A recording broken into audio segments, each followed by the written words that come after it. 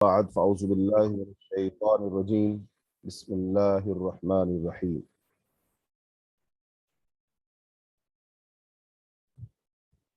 دورہ قرآن سے آج ہم سورہ آل عمران کے مضامین کا خلاصہ بیان کریں گے۔ سورہ آل عمران یہ بھی مدنی صورت ہے، اور اس صورت میں خاص طور پر دو چیزوں کا تذکرہ ہے۔ نمبر ایک تو اہل کتاب سے متعلق احکام ہیں، اور دوسرے امت مسلمہ سے متعلق احکام ہیں۔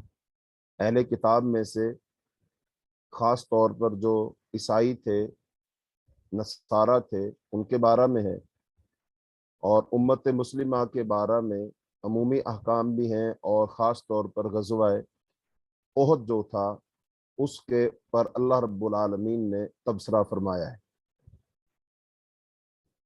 تو سورہ آل عمران کا جو نزول کا زمانہ ہے، ظاہری بات ہے غزوہ احد ہوا 3 ہجری میں، تو 3 ہجری کے بعد سورہ کا ایک طویل جو حصہ ہے وہ 3 ہجری کے بعد نازل ہوا، اور پھر اس میں سے ایک طویل حصہ جو ہے وہ 9 ہجری میں نازل ہوا۔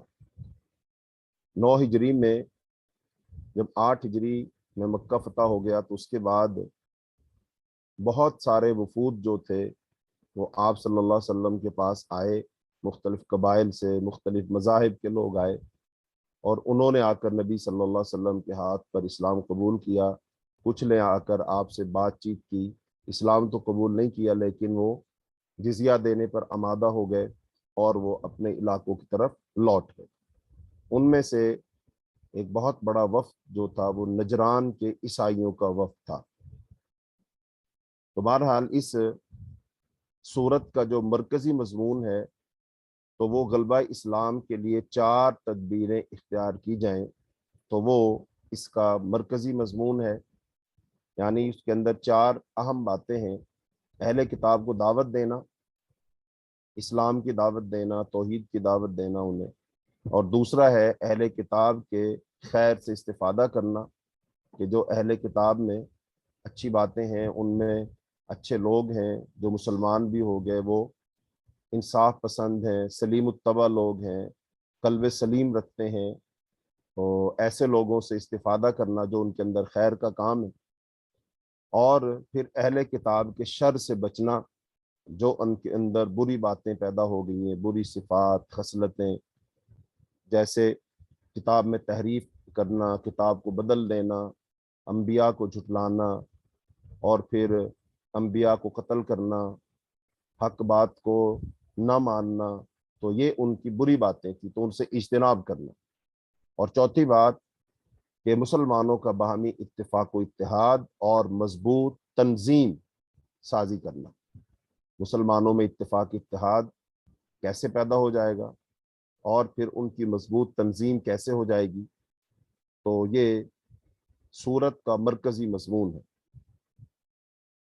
آیت نمبر 1 سے لے کر 9 تک اس میں تمہید ہے، اور آیت نمبر 10 سے لے کر 32 تک اہل کتاب کو اسلام کی دعوت دی گئی ہے، اور پھر آیت نمبر 33 سے 63 تک جو عیسائیوں کا عقیدہ ہے، عقیدہ تثلیث، کہ 3 میں 1 اور 1 میں 3، تو اس کا رد کیا گیا ہے، اور پھر حضرت مریم علیہ السلام کی ولادت اور پھر ان کی کفالت جو حضرت زکریا علیہ السلام نے کی، اس کا تذکرہ ہے۔ اور آیت نمبر 64 سے آیت نمبر 101 تک اہل کتاب کے جو شرور ہیں، جو ان کا شر ہے، جو ان کی بری بات ہے، اس کی تفصیل ہے۔ اور آیت نمبر 102 سے لے کر آیت نمبر 120 تک جو خیر امت کے لیے تنظیمی ہدایات ہیں، چونکہ امت مسلمہ کو خیر امت کہا گیا، تو اب یہ خیر امت کے لیے تنظیمی ہدایات ہیں۔ اور آیت نمبر 121 سے لے کر آیت نمبر 199 تک غزوہ احد کی شکست اور جو منافقین تھے ان کے نفاق پر تبصرہ ہے۔ اور اس کے بعد آیت نمبر 190 سے لے کر آیت نمبر 200 تک، تو اس میں سورت کا اختتام ہے، اور اختتام میں اللہ تعالیٰ کی توحید کی دعوت دی گئی ہے۔ تو یہ اس صورت کے اندر مرکزی مضمون، اور یہ 7 قسم کی باتیں کہہ لیجیے، 7 حصوں میں اگر ہم اس کو تقسیم کر لیں تو وہ اس صورت کو ہم تقسیم کر کے سمجھ سکتے ہیں۔ پہلے کتاب کو دعوت، اور پھر عیسائیوں کے عقیدہ تثلیث کا رد، اور اہل کتاب کے شرور سے بچنا، ان کی تفصیل، اور خیر امت کی تنظیم کی ہدایات، اور جنگ احد کی شکست پر تبصرہ، اور منافقین کے کردار پر تبصرہ، اور پھر اس کے بعد سورت کا اختتام ہے۔ تو یہ اس سورت کے اندر باتیں انشاءاللہ بیان کی جائیں گی۔ تو سب سے پہلے سورت کی جو تمہید ہے اس کو ہم بیان کرتے ہیں۔ تو سورت کی جو تمہید ہے، اس سے پہلے جو نجران کا وفد آیا تھا، چلو اس کو ہم بعد میں کریں گے، جہاں پر اس کا موضوع آئے گا وہاں پر انشاءاللہ بیان کریں۔ تو یہ مدنی صورت ہے، اور اس کی 200 آیات ہیں، اور اس کے 20 رکوع ہیں، اور اس کی ابتدائی 83 آیات جو وفد نجران کے بارے میں ہیں، اور یہ وفد 9 ہجری میں آیا تھا، اور پھر آپ صلی اللہ علیہ وسلم نے ان کو مباہلہ کی دعوت دی تھی۔ تو اب جو تمہیدی آیات ہیں ان کے اندر کیا ہے؟ بسم اللہ الرحمن الرحیم، الف لام میم، اللہ لا الہ الا هو الحی القیوم، نزل علیک الکتاب بالحق مصدقا لما بین یدیہ وانزل التوراۃ والانجیل من قبل هدى للناس وانزل الفرقان ان الذین کفروا بآیات اللہ لهم عذاب شدید واللہ عزیز ذو الانتقام۔ الف لام میم حروف مقطعات ہیں، ان کا معنی مفہوم اللہ تعالیٰ ہی بہتر جانتا ہے، واللہ اعلم بمرادہ۔ وہ اللہ ہے، اس کے سوا کوئی معبود نہیں، وہ زندہ ہے، سب کو سنبھالنے والا ہے، اسی نے آپ پر حق کے ساتھ کتاب نازل کی ہے، جو اپنے سے پہلی کتابوں کی تصدیق کرنے والی ہے، اور اسی اللہ نے تورات اور انجیل کو نازل کیا، اور اس سے پہلے لوگوں کی ہدایت کے لیے، اور اسی نے فرقان یعنی قرآن نازل کیا۔ بے شک وہ لوگ جنہوں نے اللہ کی آیتوں کا انکار کیا، ان کے لیے شدید عذاب ہے، اور اللہ غالب ہے، بدلہ لینے والا۔ تو ان آیات میں اللہ تعالیٰ کی توحید کا تذکرہ ہے۔ ابھی اللہ لا الہ الا هو الحی القیوم، یہ آیت وہی ہے جو آیت الکرسی کے شروع میں بھی ہے۔ تو آیت الکرسی میں لا الہ الا اللہ کلمہ توحید کی تفصیل بیان ہو چکی ہے، لیکن یہاں پر چونکہ نجران کے جو عیسائی تھے، ان کو اللہ تعالیٰ کی توحید بتانا مقصود ہے، اس کی دعوت دینا مقصود ہے، تو اللہ تعالیٰ نے اپنی ذات کا تعارف کروایا کہ اللہ وہ ہے جس کے سوا کوئی الہ نہیں، اور وہ ہمیشہ سے زندہ ہے اور ہمیشہ زندہ رہے گا، اور وہ ساری کائنات کو قائم کیے ہوئے ہے، قیوم ہے۔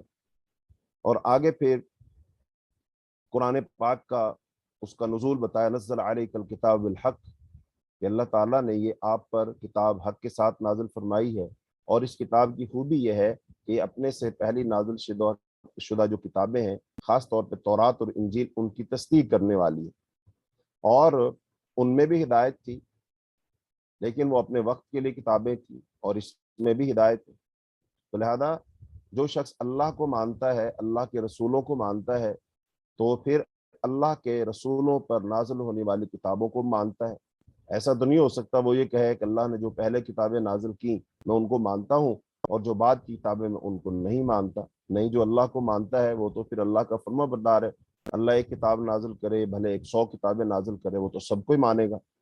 اس کو سمجھنے کے لیے، سمجھانے کے لیے بالکل یہی بات ہے کہ اگر آپ کسی مسیحی کو دعوت دیں، ہم میں سے کوئی شخص کسی مسیح کو، عیسائی کو دعوت دے، اور پھر وہ کہتا ہے دیکھو جی وہ بھی کتاب ہے، یہ کتاب ہے، تو ہم اس کو مانتے ہیں، تو اب آپ ہم سے کہتے ہیں اس کو مانو، تو ہم اس کو کیسے سمجھا سکتے ہیں؟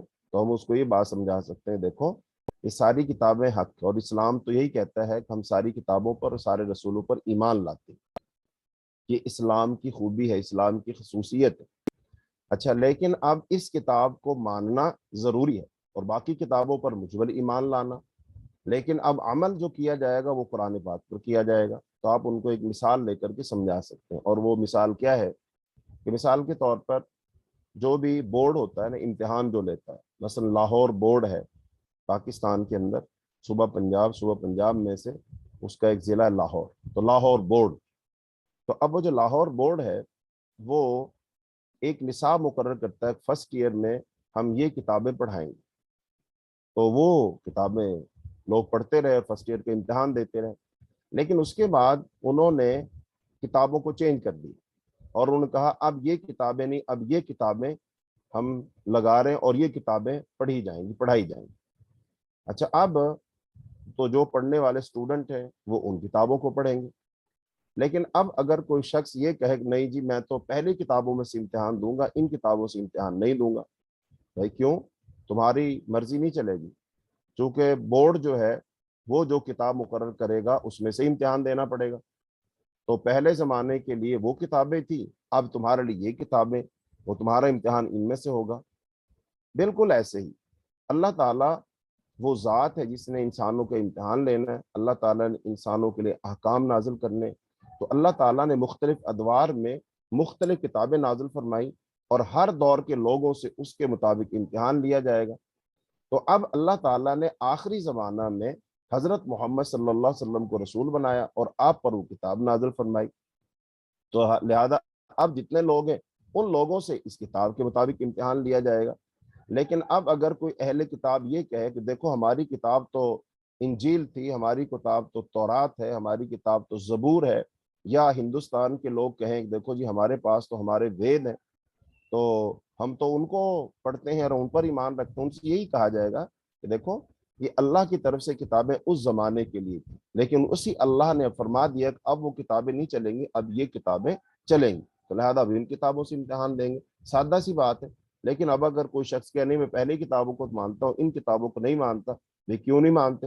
تمہاری مرضی چلے گی نہیں، تم تو امتحان دینے والے ہو، دنیا دار الامتحان ہے، اس میں تم امتحان دینے والے ہو اور اللہ امتحان لینے والا. تو لہذا اب اللہ کی مقرر کردہ آخری کتاب قرآن پاک ہے، لہذا اس کتاب کے مطابق ہی امتحان لیا جائے گا، اس کتاب کے مطابق ہی انسان نے زندگی گزارنی ہے. اور جو شخص اس کتاب کو نہیں مانے گا تو وہ شخص فیل ہو جائے گا، آخرت میں وہ شخص ناکام ہو جائے گا، اور وہ شخص ناکام جب ہوگا تو اس کو سزا کے طور پر جہنم میں ڈال دیا جائے گا. اس لیے اب اس کتاب کو ماننا ہے، یہی کتاب بالکل حق ہے. آگے فرمایا ان اللہ لا يخفى علیہ شیء فی الارض ولا فی السماء، بے شک اللہ سے زمین اور آسمان میں کوئی چیز چھپی ہوئی نہیں، وہی ہے جو تمہاری ماؤں کے پیٹ میں تمہاری صورتیں جیسی چاہتا ہے بناتا ہے، اور اس کے سوا کوئی معبود نہیں، وہ غالب خوب حکمت والا ہے. یعنی اس میں اللہ رب العالمین یہ بات سمجھائی کہ لوگوں جو اہل کتاب ہیں نا، بھلے وہ یہودی ہیں بھلے وہ عیسائی ہیں، اب یہ نا اپنی کتاب میں سے ہی بہت ساری باتوں کو چھپا رہے ہیں. یہ بہت ساری باتوں کو چھپاتے ہیں، بتاتے نہیں ہیں، خاص طور پر وہ لوگ جو ان کے علماء ہیں. ایک عوام الناس، عوام الناس کو نہیں پتا یہ بات صحیح ہے، لیکن وہ جو ان کے احبار اور رہبان ہیں، مذہبی جو لوگ ہیں، ان کے علماء ہیں، ہاں ان کو پتا ہے تو وہ چھپاتے ہیں نا. تو اللہ پاک ان کو بتا رہے کہ اللہ تعالیٰ سے کوئی چیز چھپی ہوئی نہیں زمین آسمان میں، تو تمہارے دلوں میں جو بات ہے تم اس کو چھپا رہے ہو، حق بات بتا نہیں رہے ہو، تو اللہ اس کو بھی جانتا ہے. اور پھر اللہ تعالیٰ ہی وہ ذات ہے جو ماؤں کے رحموں میں صورتوں کو بناتا ہے جیسے چاہتا ہے، اور اللہ کے سوا کوئی معبود نہیں، وہ غالب حکمت والا ہے. تو اس کے اندر یہ بات بتائی جا رہی ہے کہ حضرت عیسیٰ علیہ السلام بھی آخر ماں کے پیٹ میں رہے نا، تو ماں کے پیٹ میں جب تھے تو ماں کے پیٹ میں ان کی جو تخلیق ہوئی ہے، ان کی صورت بنائی ہے، وہ کس نے بنائی ہے؟ وہ اللہ نے بنائی ہے. یعنی کہ وہ تو محتاج تھے بننے میں اللہ تعالیٰ کے. تو اس کا مطلب جو محتاج ہو تو وہ الہ نہیں ہو سکتا، وہ معبود نہیں ہو سکتا، وہ رب نہیں ہو سکتا. تو اس کا مطلب پھر عیسیٰ علیہ السلام الہ نہیں ہے، رب نہیں ہے، بلکہ رب اور الہ تو وہ ہے جس نے عیسیٰ علیہ السلام کو تخلیق فرمایا. تو یہ ان کو سمجھایا جا رہا ہے. آگے فرمایا هو الذی انزل علیک الکتاب منہ آیات محکمات ہن ام الکتاب واخر متشابہات فاما الذین فی قلوبہم زیغ فیتبعون ما تشابہ منہ ابتغاء الفتنہ وابتغاء تاویلہ. اور وہی ہے جس نے آپ پر کتاب نازل کی جس میں کچھ آیات محکم واضح ہیں جو اس کتاب کی اصل بنیاد، اور کچھ دوسری متشابہات غیر واضح ہیں. پھر جن لوگوں کے دل میں ٹیڑھ ہے وہ ان میں سے انہی آیتوں کے پیچھے پڑے رہتے ہیں جو متشابہ غیر واضح ہیں. ان کا مقصد محض فتنے اور تعویل کی تلاش ہے، حالانکہ اللہ کے سوا کوئی بھی ان کی تعویل نہیں جانتا. اور جو لوگ علم میں پختہ ہے وہ کہتے ہیں हमारा इन मुतशाबिहात पर ईमान है, ये सब हमारे रब ही की तरफ से हैं। नसीहत तो अक्लमंद हासिल करते हैं और दुआ करते हैं, ए हमारे रब, हमें हिदायत देने के बाद हमारे दिलों को टेढ़ा ना कर और अता कर हमें अपने पास से रहमत, बेशक तू ही बड़ा अता करने वाला है। ए हमारे रब, यकीनन तू लोगों को एक दिन जमा करने वाला है, जिसमें कोई शक नहीं, बेशक अल्लाह अपने वादे की खिलाफ वर्जी नहीं करता। तो बताया गया कुरान में दो किस्म की आयात। मोहकम आयात कौन सी हैं? जो बिल्कुल वाज़ेह हैं। मसलन कुरान की वो आयात जिनमें वाज़ेह हुक्म है, नमाज पढ़ो, रोज़ा रखो, हज करो, ज़कात करो, दो अदा करो, ये रसूल है, इस पर ईमान लाओ, ये किताब है, इस पर ईमान लाओ, आखिरी दीन अल्लाह का दीन इस्लाम, ये बिल्कुल वाज़ेह बातें। तो लिहाजा इनमें तो कोई शक शुबह है ही नहीं, तो लिहाजा इनको मानो, यही असल अहकाम है, इनको मानना चाहिए। और दूसरी बातें आयात वो है जो मुतशाबे हैं, गैर वाज़ेह हैं, अब उनकी तावील को अल्लाह ही बेहतर जानता है। तो लिहाजा जो चीज़ वाज़ेह है ना, उसको हमें मानना चाहिए, और जो चीज़ गैर वाज़ेह है वो हमें समझ आ जाए तब भी ठीक, ना आ जाए तब भी ठीक, उस पर हमें क्या लाना चाहिए? उस पर हमें रखना चाहिए ईमान। तो लिहाजा ये बात समझाई जा रही है। आगे से अब ये तमहीदी आयात हो गई। अब इसके बाद इन्नल लज़ीना कफरू, अब ये बात समझाई जा रही आयत नंबर 10 में। आयत नंबर 10 से अब ये बात समझाई जा रही, इन्नल लज़ीना कफरू लन तुगनी अन्हुम अमवालुहुम वला औलादुहुम मिनल्लाहि शैया व उलाइका हुम वक़ूदुन नार। बेशक जिन लोगों ने कुफर किया, इनके माल और इनकी औलाद अल्लाह के अजाब से बचाने में इनके कुछ काम नहीं आए, और वही लोग आग का ईंधन है। इनका इंजाम आले फिरौन और उन लोगों का सा होगा जो इनसे पहले थे, उन्होंने हमारी आयतों को झुठलाया, तो अल्लाह ने इनके गुनाहों के बायस इन्हें पकड़ लिया और अल्लाह सख्त सजा देने वाला है। यानी कि अब ये जो ईसाई हैं उनको बात समझाई जा रही है कि देखो कि जिन लोगों ने पहले कुफर किया ना, तो लिहाजा अब उनको फिर अल्लाह के अजाब से कोई चीज बचाने वाली नहीं, ना उनका माल ना उनकी औलाद, और वो जहन्नम में जाएंगे। फिर अल्लाह पाक ने मिसाल दी, जैसे फिरौन और आले फिरौन। फिरौन जो था उसके पास बड़ी सल्तनत थी, हुकूमत थी, उसकी फौज थी, लोग उसको रब कहते थे, वो अपने आप को रब कहलवाता था। लेकिन जब उसने अपने दौर के नबी हजरत मूसा अलैहिस्सलाम को झुटलाया और मूसा अलैहिस्सलाम की बात को नहीं माना, तो फिर क्या नतीजा निकला? बिल आखिर वो अल्लाह के अजाब में गिरफ्तार हो गया। अल्लाह पाक ने उसको गरक कर दिया समुंदर के अंदर। तो जब वो गरक हो रहा था, अल्लाह का अजाब उस पर आ चुका था, तो बताइए कोई चीज उसके काम आई? उसकी हुकूमत, उसकी सल्तनत, उसकी फौज, उसका मालो दौलत, रुपया पैसा, कोई चीज उसके काम आया? तो कुछ काम नहीं आया। तो जब कुछ काम उसके नहीं आया, तो ए अहले किताब, क्या तुम फिरौन से ज्यादा जो ताकतवर हो? फिरौन से ज्यादा तुम्हारी ताकत और कुव्वत है? नहीं है ना? तो नहीं है तो फिर इससे इबरत हासिल करो। चलो, हजरत मोहम्मद सल्लल्लाहु अलैहि वसल्लम को तो तुम नहीं मानते, लेकिन ये तो मानते हो ना, मूसा अलैहिस्सलाम ने बनी इसराइल को निजात दिलाई थी। लेकिन मूसा अलैहिस्सलाम भी अल्लाह के रसूल थे, ये भी अल्लाह के रसूल है। उस वक्त के बनी इसराइल अल्लाह के रसूल की पैरवी कर कर उनके पीछे चले, और फिरौन ने उनकी मुखालफत की बात नहीं मानी। तो देख लो, जिस जमाने में भी जिस शख्स ने भी अल्लाह की और अल्लाह के रसूल की बात नहीं मानी, तबाही और रुसवाई उसका मुकद्दर है। लिहाजा अब हजरत मोहम्मद सल्लल्लाहु अलैहि वसल्लम अल्लाह के रसूल हैं और वो तुम्हें दावत दे रहे हैं, लिहाजा तुम्हारी भलाई और कामयाबी इसी में है कि तुम इनकी बात मानो और इन पर ईमान ले आओ, वगरना फिर डरो उस वक्त से जब तुम पर अल्लाह का अजाब आएगा और कोई चीज तुम्हारे काम नहीं आएगी। और ये बात फिर सब लोगों के लिए है, यानी अमूमी तौर पर वो यहूदी हो उनके लिए, या मदीना के मुशरिकीन हो उनके लिए, या आज के दौर के लोग, या फिर क़यामत तक के लोग हो, तो उनको भी अल्लाह पाक ये बात समझा रहे हैं कि अल्लाह की अगर कोई शख्स नाफरमानी करेगा, बगावत और सरकशी करेगा, अल्लाह की बातों को नहीं मानेगा, अल्लाह की किताब पर ईमान नहीं लाएगा, अल्लाह की हलाल करदा चीज़ों को हलाल नहीं समझेगा, हराम को हराम नहीं समझेगा, अपनी मनमर्जी करेगा, अपने आबा व अजदाद के दीन पर चलेगा, अपनी ख्वाहिशात के पीछे चलेगा, तो फिर ऐसे लोगों पर अल्लाह की तरफ से जब गिरफ्त आएगी ना, तो कोई चीज इन्हें बचा नहीं सकेगी। तो अल्लाह ताला ने कुरान पाक में दीगर जगहों पर इस बात को फरमाया है। फरमाया अल्लाह ताला, फला तुअजिबका अमवालुहुम वला औलादुहुम, चुनाचे इनके माल और औलाद आपको हैरत ताज्जुब में न डाल दे। यकीनन अल्लाह चाहता है कि इन चीजों की वजह से दुनिया की जिंदगी ही में इनको अजाब दे, और जब इनकी जान निकले तो इस वक्त भी वो काफिर ही हो। और फरमाया, ला यगुर्रन्नक तकल्लुबुल लदीन कफरू फिल बिलाद, ए पैगंबर, काफिरों का शहरों में चलना फिरना आपको धोखा ना दे, ये दुनिया का थोड़ा सा फायदा है, फिर आखिरत में तो इनका ठिकाना दोजख है। तो यहाँ पर अल्लाह रब्बुल आलमीन ये बात बता रहे हैं कि जो कुफार है ना, इनके जहनों में एक बात है, और वो बात क्या है, ये समझते हैं कि देखो, अगर अल्लाह हमसे राजी ना होता तो फिर बताओ हमें इतना मालो दौलत मिलना था, इज्जत मिलनी थी, हुकूमत मिलनी थी, सल्तनत मिलनी थी, चौधरी चुदराहट हमारे पास है, सरदारी हमारे पास है, लोग हमारा हुक्म मानते हैं, तो इसका मतलब अल्लाह राजी है, तो अल्लाह ने हमें दिया हुआ है ना। अगर अल्लाह हमसे नाराज होता तो फिर हमें कुछ देता ही ना। लिहाजा ये लोग हमें कहते रहते हैं कि तुम हलाक हो जाओगे, तबाह हो जाओगे, अल्लाह तुमसे नाराज है, अल्लाह तुम्हें बर्बाद कर देगा, तुम जहन्नम में जाओगे। हम इनसे कहते हैं अकल का इलाज करवाओ, तुम अपनी हालत देखो, हमारी हालत देखो, तुम्हारे पास कुछ है नहीं और हमारे पास इतना कुछ है। तो जिनके पास कुछ है नहीं वो हमें कह रहे हैं कि भी अल्लाह तुमसे नाराज है, और देखो जिनसे अल्लाह राजी उनकी हालत तो देखो। यानी कि ये वो लोग ताना दे रहे हैं, ये वो बात समझा रहे हैं ताना ताना के तौर पर। यही खराबी है जो शैतान ने उनके दिमाग में बिठा दी है, और आज भी यही बात लोगों के दिमागों में बैठी हुई है।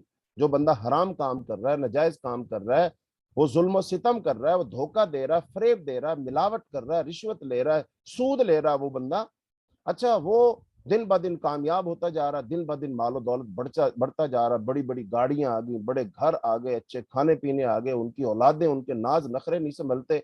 और उनको जब कोई मस्जिद का मौलवी, कोई इमाम, कोई कारी, को खतीब समझाता है भाई ये गलत काम है, ये ना करो, ये छोड़ दो, देखो अल्लाह नाराज हो जाएगा, ये तो अल्लाह की नाफरमानी वाले काम है। अच्छा ये बात ना उनके दिमाग में चल रही होती थी, उनके दिमाग में ये बात चल रही होती है कि देखो हाफिज साहब, कारी साहब, तुम अपनी हालत देखो, हमारी हालत देखो, चंदा लेने तुम हमारे पास आ रहे हो, मस्जिद का सारा काम हम करवा रहे हैं, मदरसे का फंड हम दे रहे हैं, और तुम अभी भी हम ही से कह रहे हो कि अल्लाह हमसे नाराज है। नहीं नहीं नहीं, अल्लाह हमसे नाराज होता तो इतना कुछ हमें मिलना था। बल्कि ऐसे लोग इमारत बनाते हैं, हराम के पैसों कमा करके इमारत बनाते, उस पर लिखते हैं हाजा मिन फजली रब्बी, ये हमारे रब का फजल है। ये रब का फजल नहीं, ये शैतान का वो कमाल है ये। तो लिहाजा सारे लोग एक जैसे नहीं है ना, सारे ताजर एक जैसे लोग हैं ना, सारे अमीर लोग ऐसे लोग हैं नहीं। अल्लाह के बहुत अच्छे नेक लोग भी मौजूद हैं अमीर लोगों में, वो रिस्क हलाल कमाते हैं, रिस्क हलाल के जरिए से अल्लाह उनको दे रहा और वो खर्च भी करते हैं। लिहाजा सबकी बात नहीं हो रही है, सिर्फ उनकी बात जो नजायज काम कर रहे हैं। तो इसके अंदर अल्लाह पाक ने ये बात समझाई। आगे अल्लाह ताला ने आयत नंबर 12-13 में ये बात समझाई, फरमाया कुल लिल्लदीन कफरू सतुगलबून व तुहशरून इला जहन्नम बिस्सिल मिहाद। ए नबी, जिन लोगों ने कुफर किया इनसे कह दीजिए अन करीब तुम मगलूब हो जाओगे और तुम जहन्नम की तरफ इकट्ठे किए जाओगे, और वो बुरा ठिकाना है। तहकीक तुम्हारे लिए इन दो ग्रोहों में एक बड़ी निशानी है जो बदर में बाहम टकराए। एक ग्रोह अल्लाह की राह में लड़ रहा था और दूसरा ग्रोह काफिर था। मुसलमान जाहिरी आंख से उनको अपने से दोगुना देख रहे थे, और अल्लाह अपनी मदद से जिसको चाहता है कुव्वत देता है, बेशक इसमें बसीरत वालों के लिए इबरत है। अच्छा, अब ये जो गज़वा बदर का अल्लाह पाक ने जिक्र करके उनसे कहा ना कि इसमें तुम्हारे लिए इबरत है, जो दो जमातें लड़ी आपस में। हाँ, तो इसमें क्या इबरत है, खास तौर पर ये जो नजरान को वफद आया बैठा इनके लिए खास तौर पर, और बाकी सारी दुनिया के कुफार के लिए और क़यामत तक के आने वाले लोगों के लिए इसमें इबरत क्या, इबरत ये है देखो कि इस नबी के सच्चा होने का एक बहुत बड़ा सबूत तुमने अपनी आंखों से देखा। और वो क्या देखा कि ये जो नबी है इसके साथ जितने लोग थे गज़वा बदर में, देखो वो तादाद के लिहाज से थोड़े थे, असलहा उनके पास नहीं था। अच्छा, वो जो काफिर थे तादाद में ज्यादा थे, असलहा उनके पास था, पूरी ताकत के साथ तैयारी करके आए थे। जबकि मुसलमान तो तैयारी करके भी लड़ने नहीं ना आए थे, ये तो आए थे सिर्फ इसलिए वो काफिला जो है उसको हासिल करेंगे और आ जाएंगे। इसकी तफसील इंशाअल्लाह आगे जाकर सूरह अनफाल में आएगी। तो बहरहाल जब मुसलमान तादाद में थोड़े हैं, तैयारी के लिहाज से कमजोर हैं, और फिर वो काफिर इनसे तादाद में ज्यादा हैं, तैयारी उनकी अच्छी है, तो इनका आपस में जो मुकाबला हुआ है तो अल्लाह पाक ने इन कमजोरों को फतह दी, और जो ज्यादा थे ताकतवर थे अल्लाह ने उनको शिकस्त दे दी। अच्छा, ये कैसे हो गया? दुनिया का कोई शख्स, कोई बड़े से बड़ा जंगी माहिर, बड़े से बड़ा सिपह सालार, जो जंगी फनून का माहिर आदमी, वो ये नहीं कह सकता कि एक तरफ 313 लोग एक तरफ 1000, यानी कि 1/3 है, तो ये जंग जीत ही नहीं सकते। दुनिया के असूलों को ही खिलाफ है। लेकिन इस सब के बावजूद अगर वो जंग जीत गए तो मानना पड़ेगा कि उनके साथ कुछ ताकत थी। اور وہ طاقت اللہ کی طاقت. یہی تو سمجھانا مقصود ہے کہ اس نبی کے ساتھ اللہ کی مدد ہے. اور اللہ کی مدد کیوں ہے؟ کہ یہ سچا نبی اور رسول ہے, تو لہذا جو سچا ہے اس کو مان لو. اور یہ ایک تو ہے نا یہ قول اور ایک ہے عمل. جیسا کہ شروع میں ہم نے بات کہی تھی کہ قرآن پاک جو ہے یہ اللہ تعالیٰ کا قول ہے, اور یہ دنیا جو ہے یہ عمل ہے. تو قول اور عمل میں کوئی تضاد نہیں ہے. جو اللہ پاک نے قرآن پاک میں ارشاد فرمایا ویسے اللہ پاک نے زمین پہ کر کے دکھایا. تو جن کے ساتھ اللہ ہوتا ہے وہ کبھی بھی مغلوب نہیں ہوتے. ہاں جب وہ اللہ کی نافرمانی کریں گے, سرکشی اور بغاوت کریں گے یا بات نہیں مانیں گے, ہاں پھر اللہ تعالیٰ ان کو سزا دیتا ہے. بھئی یہ کسی کا اپنا مائک کھلا ہوا ہے تو اپنا مائک بند کر دیجیے. اس کا بھی مائک کھلا ہے, وہ مائک بند کر دیں اپنا, عذرا ہے مہربانی. کیا دیکھو یہ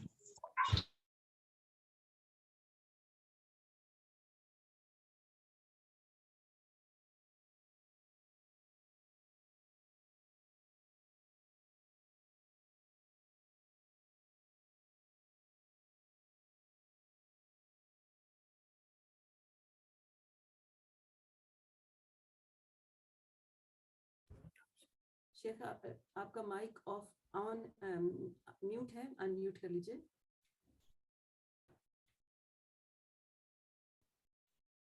جی ہاں جی اب ٹھیک ہو گیا. جی الحمدللہ. الحمدللہ.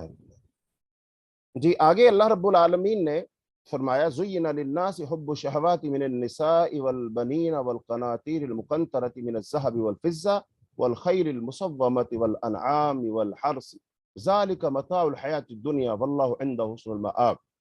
لوگوں کے لیے خواہشات نفس کی محبت مزین کر دی گئی, یعنی عورتوں سے, بیٹوں سے, سونے اور چاندی کے جمع کیے ہوئے ڈھیروں سے, نشان لگے عمدہ گھوڑوں سے, مویشیوں سے اور کھیتی سے. یہ سب دنیاوی زندگی کا سامان ہے اور اچھا ٹھکانہ اللہ ہی کے پاس ہے. اے نبی کہہ دیجئے کیا میں تمہیں ان سے بہتر چیز بتاؤں؟ پرہیزگاروں کے لیے ان کے رب کے پاس باغ ہیں جن کے نیچے نہریں بہتی ہیں, اور وہ ان میں ہمیشہ رہیں گے, اور وہاں ان کے لیے پاکیزہ بیویاں ہوں گی, اور انہیں اللہ کی رضا حاصل ہوگی, اور اللہ اپنے بندوں پر خوب نظر رکھنے والا ہے. تو اس میں بتایا گیا کہ دنیا میں انسان کن چیزوں سے محبت کرتا ہے, لیکن یاد رکھیے یہ ساری چیزیں امتحان کے لیے ہیں. اللہ تعالیٰ نے قرآن پاک میں ارشاد فرمایا نا کہ تبارک الذی بیدہ الملک وہو علی کل شیء قدیر الذی خلق الموت والحیاۃ لیبلوکم ایکم احسن عملا. کہ اللہ پاک نے موت و حیات کو پیدا ہی اس لیے کیا تاکہ وہ تمہاری آزمائش کر سکے. اللہ پاک کسی کو مال دے کر آزماتا ہے تو کسی کو مال نہ دے کر آزماتا ہے. تو لہذا یہ ساری چیزیں آزمائش ہے ہمارے لیے. اگر کوئی شخص حلال طریقے سے ان چیزوں کو حاصل کرتا ہے ٹھیک ہے, اور پھر اللہ نے جیسے ہر چیز میں اپنا حق رکھا ہے, اسلام کا حق رکھا ہے, اس کی زکوٰۃ دینی ہے, وہ اس کو ادا کرتا ہے تو بالکل ٹھیک ہے.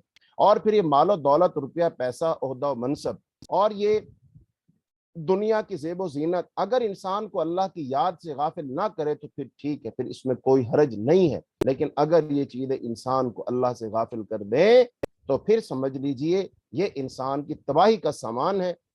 تو اس لیے ہر انسان کو اچھے طریقے سے بات سمجھنی چاہیے, کوئی چیز مجھے اللہ سے غافل نہ کرے. آگے اللہ تعالیٰ نے اہل ایمان کا پھر تذکرہ کیا کہ جو اللہ سے ڈرنے والے لوگ ہوتے ہیں, اللہ کے پسندیدہ لوگ ہوتے ہیں, ان کی زبان پر کیا ترانہ ہوتا ہے, وہ اللہ سے کیا کہتے ہیں. الذین یقولون ربنا اننا آمنا فاغفر لنا ذنوبنا وقنا عذاب النار. جو لوگ کہتے ہیں اے ہمارے رب بے شک ہم ایمان لائے بس تو ہمارے گناہ بخش دے اور ہمیں آگ کے عذاب سے بچا. یہ لوگ صبر کرنے والے, سچ بولنے والے, حکم بجا لانے والے, خرچ کرنے والے اور سحری کے اوقات میں بخشش طلب کرنے والے ہیں. تو اس کا مطلب یہ وہ لوگ ہیں جو کامیاب ہیں. تو یہ دعائیں ہمیں بھی مانگنی چاہیے اپنے اللہ سے. آگے اللہ تعالیٰ نے اپنی ذات کی, اپنی توحید کے دلائل پیش کیے ہیں. چونکہ یہ جو نجران کا وفد تھا, سب سے اہم بات جو ان کو سمجھانا مقصود تھی بالخصوص انہیں, اور پھر اس کے بعد سارے جہان کے لوگوں کے لیے وہ سب سے اہم بات کیا ہے کہ اللہ تعالیٰ کو, انسانوں کو اللہ تعالیٰ کی صحیح معرفت اور پہچان حاصل ہو جائے. لوگ اللہ تعالیٰ کی ذات کو, صفات کے تقاضوں کو پہچان لیں اور اللہ کے ساتھ کسی قسم کا کوئی شرک نہ کریں. سب سے اہم بات یہ ہے. اس لیے اللہ تعالیٰ نے قرآن پاک میں فرمایا ہے کہ جو بندہ اللہ کے پاس اس حال میں جائے گا تو اس نے اللہ کے ساتھ شرک نہ کیا ہو, بھلے اس کے گناہ آسمان کی حدوں کو چھونے لگ جائیں تو اللہ تعالیٰ چاہے گا تو اس کو بخش دے گا، اور جس آدمی نے شرک کیا ہوگا تو اللہ تعالیٰ اس کو معاف نہیں کرے گا۔ ان اللہ لا یغفر ان یشرک بہ ویغفر ما دون ذلک، ہاں اگر کوئی شخص مرنے سے پہلے توبہ کر لے پھر اللہ تعالیٰ اس کے شرک کو معاف کر دے گا، لیکن جو بغیر توبہ کیے مشرک آدمی مر گیا تو اس کے لیے کوئی معافی نہیں ہے۔ تو آگے اللہ تعالیٰ نے یہی بات ارشاد فرمائی، شہید اللہ انہ لا الہ الا ہو، کہ اللہ نے خود گواہی دی ہے کہ اللہ کے سوا کوئی عبادت کے لائق نہیں۔ اب بتائیے اللہ سے بڑی گواہی کس کی ہو سکتی؟ اب یہ سمجھایا جا رہا ہے عیسائیوں کو، جو یہ نجران کی وفد تھا، عیسائی تھے، یہ اللہ کی ذات میں شرک کرتے تھے نا، حضرت عیسیٰ علیہ السلام کو اللہ کا بیٹا بناتے، کہتے تھے نا تین مل کر ایک بنتا ہے اور ایک سے تین بنتے ہیں، اس کا مطلب اللہ کی ذات پھر دو سے مل کر بنی نا، جو اللہ کا غیر ہے، تو اس کا مطلب یہ اللہ کی ذات میں شرک کر رہے ہیں نا، تو لہٰذا ان کو سمجھایا جا رہا کہ اللہ کے ساتھ شریک مت کرو، اللہ خود گواہی دے رہا کہ اللہ کے سوا کوئی عبادت کے لائق نہیں ہے۔ پھر فرمایا اور گواہی کون دیتے ہیں؟ فرشتے گواہی دیتے ہیں، اہل علم گواہی دیتے ہیں جو انصاف کے ساتھ قائم ہے، کیا گواہی دیتے ہیں؟ لا الہ الا هو العزیز الحکیم، کہ اس کے سوا کوئی معبود نہیں، وہ غالب ہے، خوب حکمت والا ہے۔ تو یہ بات سمجھائی۔ آگے فرمایا ان الدین عند اللہ الاسلام، بے شک اللہ کے نزدیک دین صرف اسلام ہے، اور اہل کتاب نے صحیح علم آ جانے کے بعد صرف اس لیے اختلاف کیا کہ وہ باہم ضد اور حسد رکھتے ہیں، اور جو کوئی اللہ کی آیات کا انکار کرتا ہے تو بے شک اللہ جلد حساب لینے والا ہے۔ اے نبی پھر اگر وہ آپ سے جھگڑا کرے تو کہہ دیجئے میں نے اپنا سر اللہ کے آگے جھکا دیا، اور میری اتباع کرنے والوں نے بھی، اور ان اہل کتاب اور ان پڑھ لوگوں سے پوچھیں کیا تم اسلام لاتے ہو؟ پھر اگر وہ اسلام قبول کر لے تو ہدایت پا گئے، اور اگر منہ موڑے تو آپ کے ذمے صرف پیغام پہنچانا ہے، اور اللہ اپنے بندوں کو خوب دیکھ رہا ہے۔ یعنی کہ اللہ پاک نے صاف کہا کہ بھی دیکھو یعنی 100 باتوں کی ایک بات یہ ہے، پہلے اس سے جتنے ادیان تھے، دین تھے، نظریات تھے، عقائد تھے، تہذیبیں تھیں، ثقافتیں تھیں، لوگ جیسے چاہے زندگی گزار رہے تھے، وہ ایک الگ بات، لیکن اب صرف اور صرف اللہ کے نزدیک زندگی گزارنے کا طریقہ ایک ہے، اور صرف وہ اسلام، بس بات ختم، دو ٹوک بات۔ پھر آگے کہا گیا اب اگر آپ سے یہ لوگ اس بات کو نہیں مانتے، اختلاف کرتے ہیں، تو اختلاف کی وجہ یہ نہیں ہے کہ ان کو پتہ نہیں، ہاں ان کو پتہ ہے کہ یہ نبی بھی سچا ہے اور اس کا دین بھی برحق ہے، چونکہ ان کی کتابوں میں اس بات کی بشارتیں موجود ہیں۔ پھر یہ اختلاف کیوں کر رہے ہیں؟ سوال یہ پیدا، اختلاف کیوں کر رہے ہیں؟ تو اختلاف کی وجہ صرف اور صرف حسد ہے، اور وہ حسد کیوں ہے؟ یہ بنی اسرائیل والے یہ سمجھتے تھے کہ وہ جو آخری نبی آئے گا نا، جس کی اتنی فضیلت ہوگی، سارے نبیوں کا سردار ہوگا، اس کی امت ساری امتوں کی سردار ہوگی، اور اس کے جو فضائل بیان ہوئے ہیں، یہ سمجھتے تھے وہ بنی اسحاق میں سے آئے گا، بنی اسرائیل میں سے آئے گا، لیکن وہ اللہ کی منشا اور مرضی، وہ جہاں چاہتا ہے رسالت کو رکھتا ہے، جس کو چاہتا ہے چن لیتا ہے، لہذا وہ اللہ پاک نے بنی اسماعیل میں بھیج دیا۔ تو اب ان کو یہ حسد ہے کہ وہ نبی ہمارے اندر کیوں نہیں آیا؟ تو اللہ پاک بتا رہے ہیں کہ جو تمہارے دل کی باتیں نا، اللہ ان کو خوب جانتا ہے۔ مسئلہ یہ نہیں کہ تمہیں بات سمجھ نہیں آ رہی، تمہیں بات سمجھ بھی آ رہی ہے، لیکن اب تم صرف جھگڑا کر رہے ہو، کس وجہ سے؟ حسد کی بنیاد پر جھگڑا کر رہے ہو، تو حسد نہ کرو۔ فرمایا اگر یہ آپ سے جھگڑا کریں، آپ کہہ دیجئے بھئی میں نے تو اپنا چہرہ اللہ کے لیے اللہ کی طرف یکسو کر لیا ہے، اور میری ذمہ تو صرف پہنچا دینا ہے، میں نے تم تک اللہ کی بات پہنچا دی، اب تم جانو اور اللہ جانے۔ صاف صاف پر نبی صلی اللہ علیہ وسلم نے ان کے سامنے بات واضح کر دی۔ اور یہاں سے ہم مسلمانوں کو کیا بات سمجھ آ گئی؟ ہمیں یہ بات سمجھ آ گئی اللہ کے نزدیک زندگی گزارنے کا طریقہ صرف اور صرف اسلام ہے، اسلام ہے، اسلام۔ اب مسلمانوں کو یہ بات سمجھ نہیں آ رہی، چاہے جائے کہ ہم مسلمان یہ باتیں کفار کو سمجھاتے کہ دیکھو بھئی اسلام زندگی گزارنے کا جو طریقہ ہے وہ صرف اسلام ہے، اسلام کے مطابق زندگی گزارو۔ لیکن آج اگر جو کفار ہیں، یہودی ہیں، عیسائی ہیں، ہندو ہیں، سکھ ہیں، بدھ مت، جین مت، اللہ کو نہ ماننے والے، اگر وہی مسلمانوں سے پوچھ رہے ہیں بتاؤ بھائی تم تو کہتے ہو تمہارے پاس آخری دین ہے، سب سے محفوظ کتاب ہے، اور تمہارے نبی جو ہیں وہ ایک کامل دین تمہیں دے کر گئے، اور ان کی زندگی میں تمہارے لیے اسوہ ہے، وہ سب سے کامیاب ترین آدمی تھے، چلو ہم مان لیتے تمہاری بات، لیکن کیا بات ہے کہ تم نظام ہم سے لیتے ہو، تہذیب ہم سے لیتے ہو، ہم سے جو ہے نظام حکومت لیتے ہو، ہمارے طریقوں کے مطابق تم تعلیم دے رہے ہو، یعنی سب کچھ تو تم ہم سے لے رہے ہو، کمال ہے، سب کچھ اچھا تمہارے پاس ہے لیکن تم ہمارے پیچھے چل رہے ہو، تقلید ہماری کر رہے ہو، پیروی ہماری کر رہے ہو۔ تم میں سے جو بھی پڑھا لکھا شخص ہوتا ہے وہ اپنی شکل و شباہت کے لحاظ سے، وضاقتہ کے لحاظ سے، گھر بار کے لحاظ سے، سوچ فکر کے لحاظ سے وہ تو ہمارے جیسا بننا چاہ رہا ہے نا۔ تو جب تم لوگ تو خود ہمارے جیسے بننا چاہ رہے ہو تو ہم تمہارے جیسے کیوں بنے؟ ہمارا دماغ خراب ہے؟ ہاں تو اب اس میں بتائیے پھر ہم دوسروں کو کیا دعوت دیں؟ مسلمان نوجوان، مسلمان لڑکیاں، مسلمان لڑکے، وہ تو جناب جب تک ان جیسے عیسائیوں جیسے نہ بنے، مغربی تہذیب کو نہ اپنائیں، اس کے رنگ میں نہ رنگے جائیں، تو وہ تو اپنے آپ کو کامیابی نہیں سمجھتے۔ وہ سمجھتے ہیں ہم تو پینڈو ہیں، ہم تو دیہاتی ہیں، ہم تو بیکورڈ لوگ ہیں، ہم تو پتھر کے زمانے میں رہ رہے ہیں۔ لہذا وہ جدید لوگ ہیں، انہوں نے بہت ترقی کی ہے، لہذا ان کے جیسا بننا اور ان کے طریقے پہ چلنا یہی دانش مندی اور عقل مندی ہے۔ تو یہ شیطان نے ہمیں دھوکے میں ڈال دیا کہ جو ہماری اچھی چیز تھی وہ ہمیں اچھی نظر نہیں آ رہی، اور جو ان کی بری چیز ہے وہ ہمیں اچھی نظر آ رہی۔ تو اس شیطان نے ہمیں دھوکے میں ڈال دیا، اور اللہ تعالیٰ نے تو ہمیں فرمایا تھا، اللہ پاک نے ہم سے یہ بات کہی تھی، یا بنی آدم لا یفتننکم الشیطان کما اخرج ابویکم من الجنہ، اے ابن آدم کہیں شیطان تمہیں اس طرح دھوکے میں نہ ڈال دے، فتنے میں نہ ڈال دے جیسے تمہارے باپ آدم کو اس نے دھوکے میں ڈالا تھا۔ وہاں پر بھی تو دھوکہ ہی دیا تھا نا، قسمیں اٹھا اٹھا کر کہا تھا میں تمہارا خیر خواہ ہوں، یہ بہتر ہے، یہ کر لو، یہ کر لو، تو ہمارا باپ ہماری ماں اس کے بہکاوے میں آ گئے، اور جیسے ہی وہ شیطان کے بہکاوے میں آ کر انہوں نے وہ کام کیا جو وہ کہہ رہا تھا، تو فوراً اللہ کی جنت سے نکل گئے، ان سے لباس اترنے لگا۔ پھر انہوں نے اللہ سے توبہ کی، پھر اللہ نے دنیا میں بھیجا، اور اللہ تعالیٰ نے ہمیں متنبع کیا، بتایا، سمجھایا شیطان تمہارا دشمن، انہ لکم عدو مبین، یہ تمہارا کھلم کھلا دشمن ہے، اس کے قدموں کی پیروی مت کرنا، اس کے پیچھے مت چلنا، اس کی بات مت ماننا۔ لیکن ہماری مت ماری گئی کہ ہم نہ تو ہمیں کوئی قرآن کی آیت وہ سمجھاتی ہے، نہ ہمیں رسول اللہ صلی اللہ علیہ وسلم کی کوئی حدیث سمجھاتی ہے، ہم پھر بھی شیطان کے پیچھے لگے ہیں۔ تو بہرحال اللہ پاک نے یہ سمجھایا کہ اللہ کے نزدیک دین دین اسلام ہے۔ تو آگے اللہ تعالیٰ نے پھر اور جو ہے وہ دلائل دیے ہیں اور سمجھایا ہے۔ تو اب ہم یہاں سے آگے چلتے ہیں کہ جہاں پر نجران کا جو وفد ہے وہ جو آیا، تو نجران کے وفد کا آپ کو ایک تعارف کروا دیا جائے تاکہ آپ کو سمجھ آ جائے کہ نجران کا وفد آیا تھا اور وہ کتنے افراد مشتمل تھے، کون ان کا سردار تھا، اور انہوں نے آ کر کیا کیا نبی صلی اللہ علیہ وسلم سے سوالات کیے تھے۔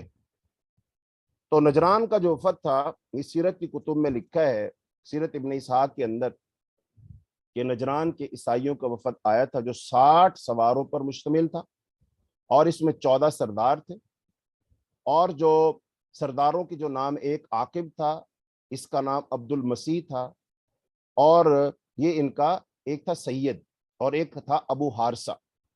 تو یہ 3 سردار تھے اور 60 افراد تھے، اور ان میں سے 60 گھوڑ سوار تھے اور 14 ان میں سردار تھے۔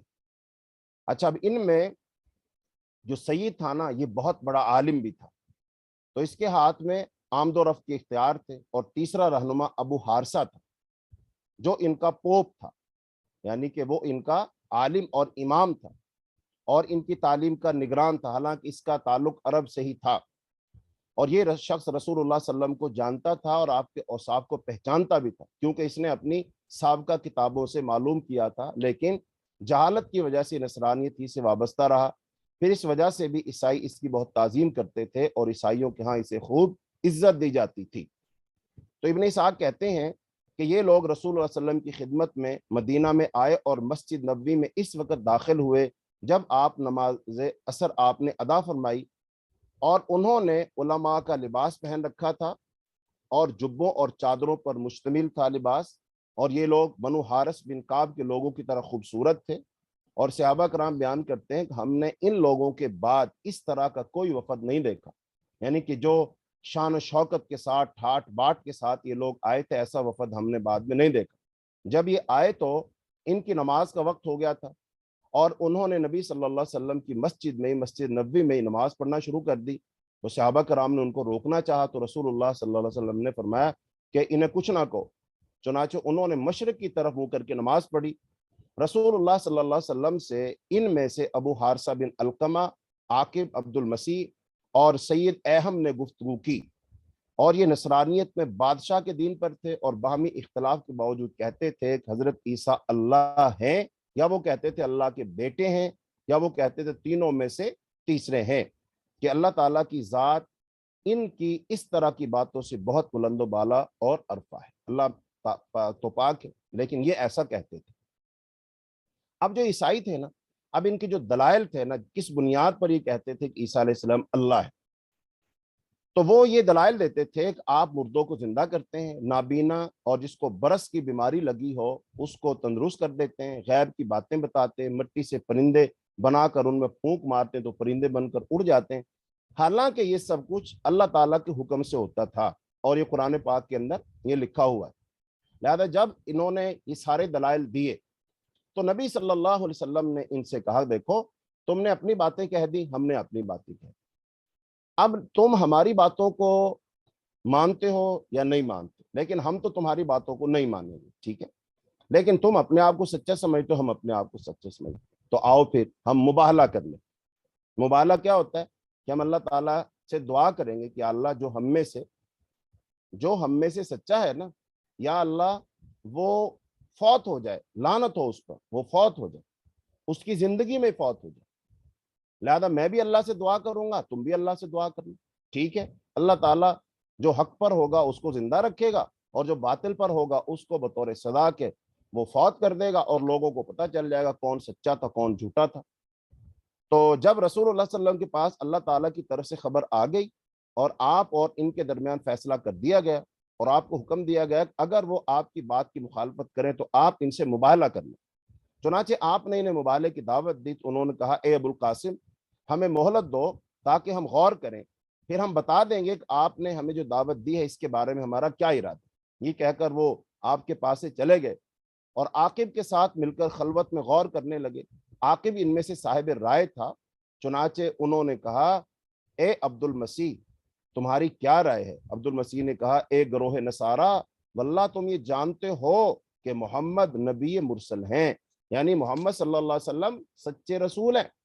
اب یہ آپس میں جب جا کے مشورہ کر رہے ہیں تو وہ کیا کہہ رہے ہیں، بتا بھائی تو نے کیا جج کیا ہے، تیری کیا رائے ہے، تیرا کیا خیال ہے، اپنی رائے دو۔ تو کیا رائے دے رہے ہیں؟ کہتے ہیں یہ سچا نبی ہے، وہ تمہارے نبی کے بارے میں فیصلہ کن خبریں لائے ہیں، یعنی عیسیٰ علیہ السلام کے بارے میں جو باتیں کر رہے ہیں بالکل صحیح ہیں، اور تمہیں معلوم ہے جو قوم کسی نبی سے مباہلہ کرے تو پھر ان کا نہ کوئی بڑا باقی بچتا ہے نہ چھوٹا۔ اگر تم نے رسول اللہ صلی اللہ علیہ وسلم سے مباہلہ کیا تو صفائے ہستی سے مٹا دیے جاؤ گے۔ اگر تم اپنے دین ہی سے محبت کرنا چاہتے ہو اور اپنے نبی کے بارے میں اپنی ہی بات پر قائم رہنا چاہتے ہو تو اس شخص سے الوداع ہو کر اپنے شہر کی طرف لوٹ جاؤ۔ اس مشورے کے بعد وہ نبی صلی اللہ علیہ وسلم کی خدمت میں حاضر ہوئے اور عرض کرنے لگے، ابو القاسم ہماری رائے یہ ہے کہ ہم آپ سے مباہلہ نہ کریں، آپ کو آپ کے دین پر چھوڑ دیں اور ہم اپنے دین پر رہتے ہیں اور واپس چلے جاتے ہیں۔ ہاں البتہ اپنے ساتھیوں میں سے اپنے پسند کے کسی ایک آدمی کو ہمارے ساتھ بھیج دو تاکہ وہ مالی امور میں ہمارے چند باہمی اختلافات کا فیصلہ کر دے، کیونکہ آپ لوگ ہمارے نزدیک پسندیدہ ہیں۔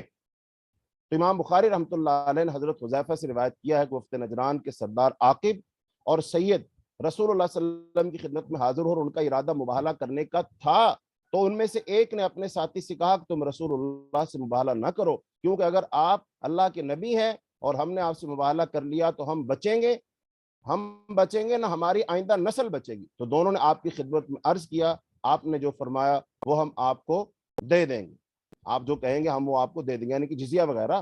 آپ ہمارے ساتھ کسی امین آدمی کو بھیج دیں اور کسی اور کو نہیں بلکہ امین ہی کو بھیجیں۔ تو آپ صلی اللہ علیہ وسلم نے شاہ فرمایا، یقیناً میں تمہارے ساتھ ایک سچے اور پکے امانت دار شخص کو بھیجوں گا۔ تو حضرات صحابہ کرام نے نظریں اٹھا کر دیکھنا شروع کر دیں کہ سعادت مند کون آدمی ہوگا، کسی سعادت میسر آئے گی۔ تو آپ صلی اللہ علیہ وسلم نے فرمایا، اے ابو عبیدہ بن جراح تم کھڑے ہو جاؤ۔ جب وہ کھڑے ہو گئے تو رسول اللہ صلی اللہ علیہ وسلم نے فرمایا، یہ اس امت کا امین ہے۔ تو اس کے بعد یہ وفد واپس چلا گیا۔ تو یہ ہے نجران کا وفد۔ تو انہوں نے جو رسول اللہ صلی اللہ علیہ وسلم سے آ کر باتیں کی تھیں تو اللہ تعالیٰ نے اس کے بارے میں قرآن پاک نازل کیا، اور پھر حضرت عیسیٰ علیہ السلام کی ولادت اس کا تذکرہ کیا، بلکہ حضرت مریم علیہ السلام کی ولادت کیسے ہوئی اس کا تذکرہ کیا. پھر حضرت مریم علیہ السلام کہ ہاں حضرت عیسیٰ علیہ السلام کی ولادت کیسے ہوئی, اللہ پاک نے اس کا تذکرہ کیا. اور پھر ان کو جب انہوں نے آگے سے سوال کیے تو ان کا اللہ پاک نے پھر جواب دیا. تو اللہ تعالیٰ نے اس کا تذکرہ کیا ہے آیت نمبر 34 کے اندر. آیت نمبر 34 سے 34-35 سے یہ بات شروع ہوتی ہے. اللہ رب العالمین ارشاد فرماتے ہیں ان اللہ اصطفى آدم و نوحا و آل ابراہیم و آل عمران علی العالمین و ذریۃ بعضها من بعض واللہ سمیع علیم. بے شک اللہ نے آدم کو, نوح کو, آل ابراہیم کو اور آل عمران کو تمام جہانوں میں سے نبوت کے لیے چن لیا. یہ ایک دوسرے کی اولاد تھے اور اللہ خوب سننے والا, خوب جاننے والا. ابھی جو آل عمران ہے نا, تو آل عمران یعنی کہ حضرت جو مریم ہے نا, ان کے والد کا نام عمران ہے, تو وہ آل عمران ہوئی. تو پھر اس کا مطلب حضرت عیسیٰ علیہ السلام جو عمران ہے ان کے نواسے ہوئے. ٹھیک ہے, تو یہ آل عمران ہے. چونکہ وفد نجران تھا نا, تو اس لیے آل عمران کا تذکرہ اللہ تعالیٰ نے کیا. اذ قالت امرأة عمران رب انی نذرت لک ما فی بطنی محررا فتقبل منی. جب عمران کی بیوی نے کہا اے میرے رب, بے شک میں نے منت مانی ہے کہ جو بچہ میرے پیٹ میں ہے وہ تیرے ہی لیے وقف ہے, چنانچہ تو اسے مجھ سے قبول فرما, بے شک تو ہی ہے خوب سننے والا, جاننے والا. پھر جب اس نے بچی کو جنم دیا تو کہنے لگی میرے رب, بے شک میں نے تو لڑکی کو جنم دیا ہے اور اللہ خوب جانتا تھا جو اس نے جنا تھا, اور لڑکا اس لڑکی کی مثل نہیں ہے.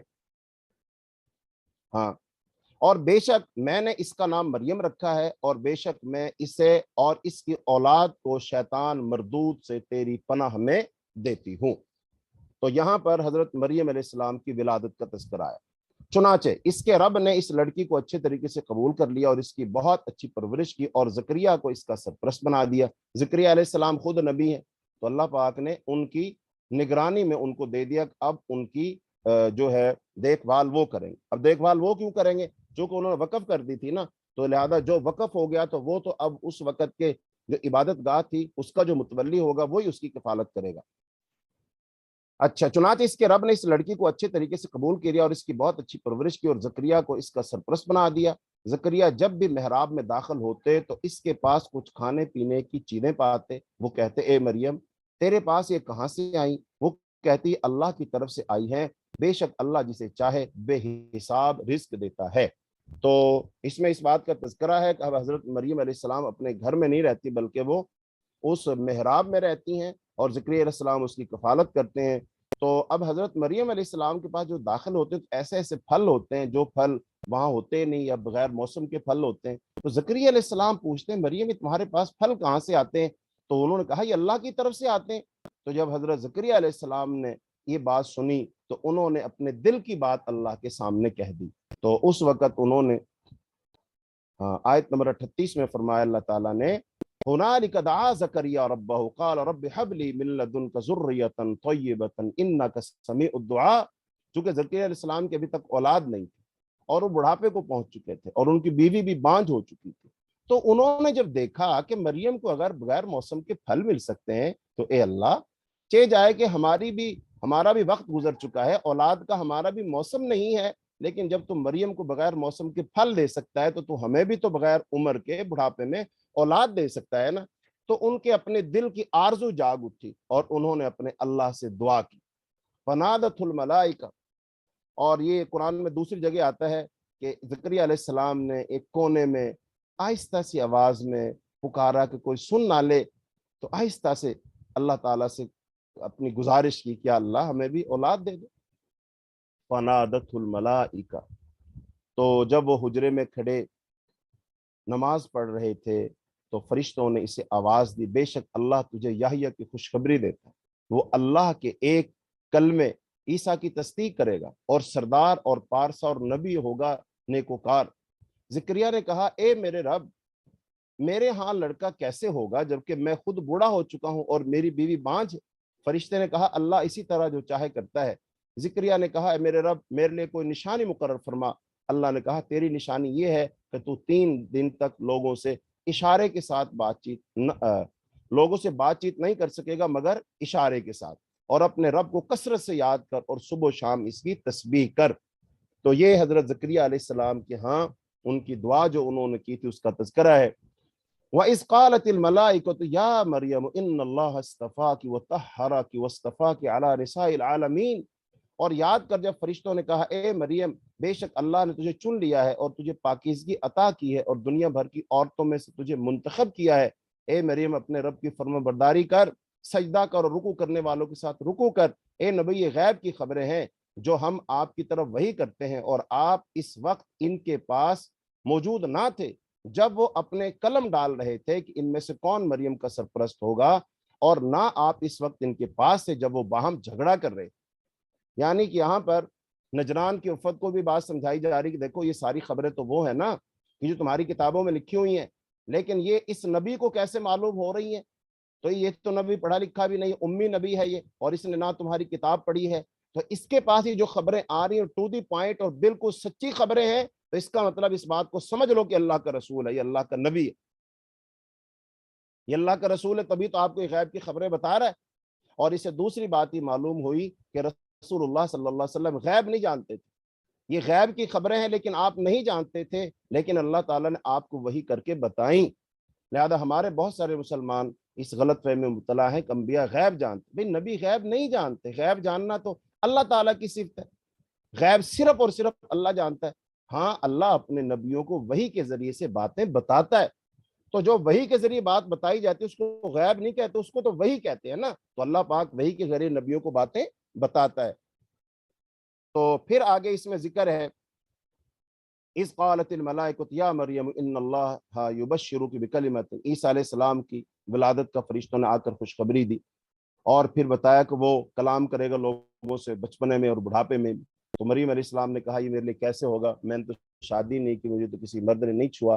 تو پھر یہی کہا گیا کہ اللہ جو چاہتا ہے وہ اپنے حکم سے کر دیتا ہے، اور پھر اللہ تعالیٰ اس کو کتاب دے گا، حکمت دے گا، تورات اور انجیل، اور وہ رسول ہوگا بنی اسرائیل کی طرف۔ تو یہ عیسیٰ علیہ السلام کی ساری آگے پھر ان کے معجزات کا تذکرہ ہے کہ وہ مردوں کو، وہ پرندوں کو زندہ کر دے گا، اور وہ جو مختلف امراض میں مبتلا لوگ ہوں گے اور ان کو وہ شفا دے گا، اور جو گھروں میں لوگوں نے ذخیرہ کیا ہوگا اس کو وہ جان لے گا۔ تو یہ ساری باتیں وہ بتائے گا لوگوں کو۔ پھر فلما احس عیسیٰ منہم الکفر قال من انصاری اللہ، پھر آگے عیسیٰ علیہ السلام کا تذکرہ کیا جب اللہ نے ان کو پیدا کر دیا، پھر ان کو نبوت عطا کر دی، اور پھر جب وہ یہودی جو تھے نا، یہودی چونکہ عیسیٰ علیہ السلام کے خلاف ہو گئے تھے، اور یہودیوں نے ہی عیسیٰ علیہ السلام کو، رومیو جو تھے، رومیو کی حکومت تھی نا، تو ان سے کہلوا کر کفر کا فتویٰ لگوایا تھا، اور پھر ان کے کہنے پر ہی انہوں نے ان کو صلیب دینے کے لیے پکڑا تھا، لیکن اسلام کے عقیدے کے مطابق تو اللہ نے ان کو زندہ اٹھا لیا تھا، لیکن عیسائیوں کے عقیدے کے مطابق انہوں نے ان کو صلیب دی تھی۔ تو صلیب کس نے دلوائی تھی عیسائیوں کے عقیدے کے مطابق؟ وہ دلوائی تھی یہودیوں نے۔ تو لہذا پھر عیسیٰ علیہ السلام نے کہا تھا من انصاری الی اللہ، کون ہے میرا مددگار؟ قال الحواریون نحن انصار اللہ، تو پھر حواریوں نے کہا تھا کہ ہم ہیں اللہ کے مددگار، ہم اللہ پر ایمان لائے، اور تو گواہ رہے کہ ہم فرمانبردار ہیں۔ اے ہمارے رب، ہم اس پر ایمان لائے ہیں جو تو نے نازل کیا، اور ہم نے رسول کی پیروی کی ہے، چنانچہ ہمیں گواہی دینے والوں میں لکھ لے۔ اور انہوں نے تدبیر کی، اور اللہ نے بھی تدبیر کی، اور اللہ سب سے بہتر تدبیر کرنے والا ہے۔ یہ سارا واقعہ نجران کے عیسائیوں کو سنایا جا رہا ہے، انہیں بات بتائی اور سمجھائی جا رہی، اور جہاں تک انہوں نے یہ کہا نا عیسیٰ علیہ السلام اللہ ہے، یا عیسیٰ علیہ السلام اس لیے اللہ ہے کہ چونکہ ان کا باپ کوئی نہیں تھا، تو اللہ پاک نے پھر ان کو ایک مثال دے کر آیت نمبر 60 میں یہ بات سمجھائی کہ دیکھو جو تم کہتے ہو نا کہ جس کا باپ نہیں تھا تو وہ پھر اللہ تھا، اللہ کا بیٹا تھا، یہ تمہاری بات درست نہیں ہے، چونکہ اللہ کا تو کوئی بیٹا ہے نہیں، اللہ نے کوئی بیٹا بنایا نہیں، قل اللہ احد اللہ الصمد لم یلد ولم یولد ولم یکن لہ کفوا احد، تو اللہ کا کوئی بیٹا نہیں۔ اچھا، پھر اگر تم کہتے ہو کہ عیسیٰ علیہ السلام کا باپ نہیں تھا، بغیر باپ کے پیدا ہوئے، پھر عیسیٰ علیہ السلام کا کیوں کہتے ہو؟ عیسیٰ علیہ السلام کی چلو کم از کم ماں تو تھی نا، کم از کم ماں تو تھی، لیکن حضرت آدم علیہ السلام ان کی تو نہ ماں اور نہ باپ، ان کو اللہ پاک نے بغیر ماں اور باپ کے بنا، ان کے بارے میں کیا خیال ہے؟ پھر وہ اللہ کے بیٹے ہیں کہ نہیں؟ تو اللہ تعالیٰ فرمایا ان مثل عیسیٰ عند اللہ کمثل آدم خلقہ من تراب ثم قال له کن فیکون، بے شک اللہ کے نزدیک عیسیٰ کی مثال آدم کی سی ہے، اللہ نے اسے مٹی سے پیدا کیا، پھر اس سے کہا ہو جا تو وہ ہو گیا۔ یہ آپ کے رب کی طرف سے حق ہے، لہذا آپ شک کرنے والوں میں سے نہ ہو۔ پھر علم آ جانے کے بعد جو کوئی عیسیٰ کے متعلق آپ سے جھگڑا کرے تو آپ کہہ دیں آؤ ہم اور تم اپنے اپنے بیٹوں کو، اپنی اپنی عورتوں کو بلا لیں اور خود بھی حاضر ہوں، اور پھر گڑ گڑا کر اللہ سے دعا کریں کہ جھوٹوں پر اللہ کی لعنت ہو۔ یہ ہے وہ آیت مباہلہ۔ اور اس موقع پر نبی صلی اللہ علیہ وسلم نے بلایا تھا کس کو؟ حضرت علی کو، حضرت فاطمہ کو، حضرت حسن حسین رضی اللہ عنہما کو۔ تو آپ نے کہا، ان کو بلایا تھا کہ میں اپنے یعنی کہ اہل و عیال کو بلاتا ہوں، تو لہٰذا ان کو بلایا تھا اور کہا تھا میں بھی بلا رہا ہوں، تم بھی بلاؤ اور آؤ، پھر ہم اس سے گڑ گڑا کر اللہ سے دعا کریں کہ ہمیں جو جھوٹا ہے اس پر اللہ کی لعنت ہو۔ ان ھذا لہو القصص الحق، بے شک یہی بیان سچا ہے، اللہ کے سوا کوئی معبود نہیں ہے، اور بے شک اللہ ہی غالب خوب حکمت والا ہے۔ پھر اگر وہ منہ موڑے تو بے شک اللہ فساد کرنے والوں کو خوب جانتا ہے۔ تو اللہ پاک نے یہ نجران کے عیسائیوں کو بات بالکل بتا دی، سمجھا دی کہ تم جو اللہ کے ساتھ شریک بناتے ہو نا، تو تم اللہ کے ساتھ شریک بنانا چھوڑ دو۔ عیسیٰ علیہ السلام اللہ کے بیٹے نہیں ہیں، نہ وہ اللہ ہے۔ لہٰذا یہاں پر جو بات سمجھنے والی ہے وہ ایک یہ ہے کہ ہم مسلمانوں نے بھی اللہ کے ساتھ شرک کرنا شروع کر دیا، اللہ کے ساتھ ہم نے بھی شرک کرنا شروع کر دیا۔ مسلمان اس وقت اللہ کی ذات میں بھی شرک کرتے ہیں، صفات میں بھی شرک کرتے ہیں، صفات کے تقاضوں میں بھی شرک کرتے ہیں۔ اب جو لوگ کہتے ہیں نبی صلی اللہ علیہ وسلم اللہ کا نور ہے، تو کیا خیال ہے؟ اللہ کا نور ہے، یعنی آپ صلی اللہ علیہ وسلم اللہ کے نور سے بنے ہیں، تو یہ کیا؟ یہ شرک نہیں، یہ کون سا شرک ہے؟ یہ بھی تو اللہ کی ذات میں شرک ہے۔ اور نبی صلی اللہ علیہ وسلم نے خاص طور پر نصیحت کی تھی، فرمایا تھا لا تطرونی کما اطرت النصارى عیسی ابن مریم، اے مسلمانوں تم مجھے اس طرح بڑھا چڑھا کر پیش مت کرنا جیسے عیسائیوں نے حضرت عیسیٰ علیہ السلام کو بڑھا چڑھا کر پیش کیا تھا۔ لیکن آج ہم بھی نبی صلی اللہ علیہ وسلم کی شان میں اتنا غلو کرتے ہیں، اتنا اضافہ کرتے ہیں، آپ کی شان کو اتنا بڑھاتے ہیں کہ ہم نبی صلی اللہ علیہ وسلم کو سارے اختیارات دے دیتے ہیں۔ مثلا رزق مانگنا ہے تو نبی صلی اللہ علیہ وسلم، اولاد مانگنی ہے تو نبی صلی اللہ علیہ وسلم سے۔ بعض لوگ تو یہاں تک کہتے ہیں اللہ کے پلے میں سوائے وحدت کے کیا ہے، جو کچھ لینا ہے لے لیں گے محمد سے صلی اللہ علیہ وسلم، میں تیرا کھاواں، میں تیرے گیت گاواں یا رسول اللہ، کہ ہم تو آپ کا دیا کھاتے ہیں اور آپ کے ہی گیت گاتے ہیں۔ تو اس کا مطلب مسلمان نبی صلی اللہ علیہ وسلم کو اللہ کا نور کہہ رہے ہیں، یہ لفظوں کا ہیر پھیر ہے، عقیدہ وہی ہے، بات وہی ہے۔ تو ہم بھی اللہ کی ذات میں شرک کر رہے ہیں، اور اللہ کی ذات میں ایک اور شرک ہم کیا کرتے ہیں؟ ہم کہتے ہیں کہ اللہ تعالیٰ ہر چیز میں موجود ہے، ہر جگہ موجود ہے، یہ عقیدہ وحدت الوجود، تو یہ بھی ہم شرک کر رہے ہیں اللہ کی ذات میں۔ تو لہذا ہمیں اللہ کے ساتھ شرک نہیں کرنا چاہیے۔ پھر آگے اللہ تعالیٰ نے نبی صلی اللہ علیہ وسلم فرمایا ان سے کہہ دیجئے، آیت نمبر 64 کے اندر فرمایا آپ ان سے کہہ دیجئے، کیا کہہ دیجئے؟ قل یا اہل الکتاب تعالوا الی کلمۃ سواء بیننا وبینکم اللہ نعبد الا اللہ ولا نشرک به شیئا ولا يتخذ بعضنا بعضا اربابا من دون اللہ فان تولوا فقولوا اشهدوا بأننا مسلمون۔ آپ کہہ دیجئے اے اہل کتاب، ایسی بات کی طرف آؤ جو ہمارے اور تمہارے درمیان یکساں ہے، یہ کہ ہم اللہ کے سوا کسی کی عبادت نہ کریں اور اس کے ساتھ کسی کو شریک نہ ٹھہرائیں، اور ہم میں سے کوئی اللہ کے سوا کسی کو رب نہ بنائے۔ پھر اگر وہ منہ موڑے تو تم کہہ دو اس بات کے گواہ رہو کہ بے شک ہم اللہ کے فرما بردار ہیں۔ یہ اللہ تعالیٰ کی توحید سب کے ہاں مسلم ہے، وہ بھی اس بات کو جانتے تھے۔ اور پھر آگے اللہ نے ان سے مخاطب کو فرمایا یا اہل الکتاب لما تحاجون فی ابراہیم، اے اہل کتاب تم ابراہیم کے بارے میں کیوں جھگڑتے ہو، حالانکہ تورات اور انجیل تو اس کے بعد ہی نازل ہو گئی، کیا تم عقل نہیں رکھتے؟ آگاہ رہو، تم وہ لوگ ہو کہ تم نے اس بات میں جھگڑا کیا جس کا تمہیں کچھ علم نہیں، تو اب تم اس چیز کی بابت کیوں جھگڑتے ہو جس کا تمہیں کوئی علم نہیں؟ اللہ ہی جانتا ہے، تم نہیں جانتے۔ ابراہیم علیہ السلام نہ تو یہودی تھے نہ نصرانی، بلکہ وہ تو حق پرست فرما بردار تھے اور مشرکوں میں سے نہ تھے۔ بے شک ابراہیم سے قریب تر وہی لوگ ہیں جنہوں نے ان کی پیروی کی، پھر یہ نبی اور مومن لوگ، اور اللہ مومنوں کا دوست ہے۔ کیا بات سمجھائی گئی یہاں پر؟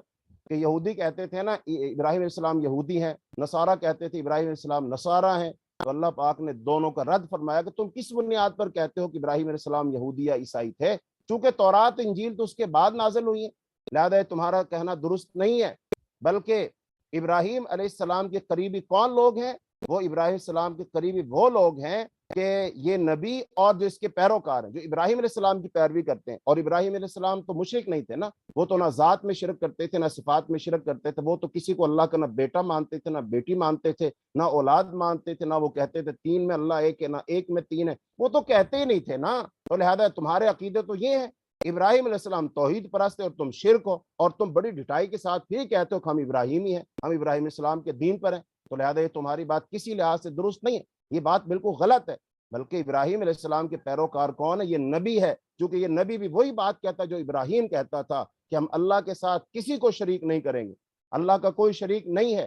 اور پھر نبی ابراہیم علیہ السلام کے زیادہ قریب چونکہ ان کا پیروکار ہے, اور پھر جو اس نبی کے ماننے والے ہیں وہ ابراہیم علیہ السلام کے پیروکار ہیں. لہذا یہود و نصارہ ابراہیم علیہ السلام کے پیروکار نہیں ہو. کیوں نہیں ہو؟ کہ تمہارا نظریہ اور ہے, ان کا نظریہ اور تھا, تمہارا عقیدہ اور ہے ان کا عقیدہ اور تھا. تو یہ اللہ تعالیٰ نے آگے پھر اہل کتاب کی کچھ صفات بیان کی ہیں کہ ان میں سے کچھ اچھے لوگ ہیں, اگر ان کو کوئی امانت دے دو, 1 روپیہ بھی دے دو, اس کو واپس کر دیں گے. اور بعض لوگ ایسے ہیں, اتنے بے ایمان لوگ ہوتے ہیں, اگر تم ان کو ایک خزانہ بھی دے دو تو اس کو بھی وہ واپس نہیں کریں گے. آگے اللہ تعالیٰ نے یہ بات ارشاد فرمائی کہ جہاں تک تمہارا یہ نظریہ ہے کہ آخری نبی تو ہم میں سے آنا چاہیے تھا اور ہم اس کے پیروکار ہوتے اور وہ ساری فضیلتیں ہمیں مل جاتی, تو یہ تمہاری سوچ بالکل غلط ہے.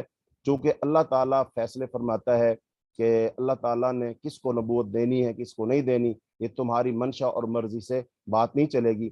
تو یہ اللہ رب العالمین آیت نمبر 79 میں ارشاد فرمایا, وما كان لبشر ان يؤتيه الله الكتاب والحكم والنبوة ثم يقول للناس كونوا عبادا لي من دون الله ولكن كونوا ربانيين بما كنتم تعلمون الكتاب وبما كنتم تدرسون.